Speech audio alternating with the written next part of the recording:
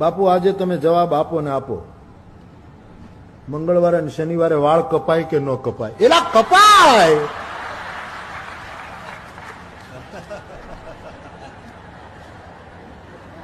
આવી નાની નાની બાબતમાં શું ડરો છો યાર?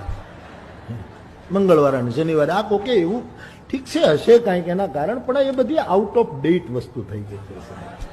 બધી એની ડેટો બધી એક્સપાયર થઈ ગઈ સાહેબ. હવે ફેંકી દો.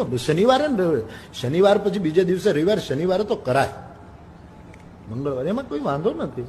પણ તમને પછી મનમાં બીક હોય તો ન કરાવવું, એમાં પૂછપૂછ શું કરો છો?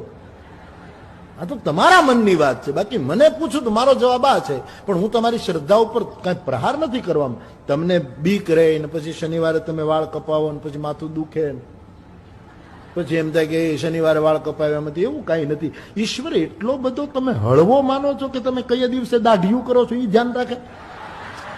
હા, એ એટલો સામાન છે કે તમારી દાઢીઓમાં હાથ નાખે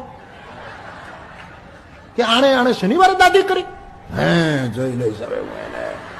આણે મંગળવારે દાઢી તોડી નાખો તારો. ઈશ્વર આવો આક્રમક, ઈશ્વર જેવો કૃપાળુ કોઈ નથી સાહેબ. તમે એને શું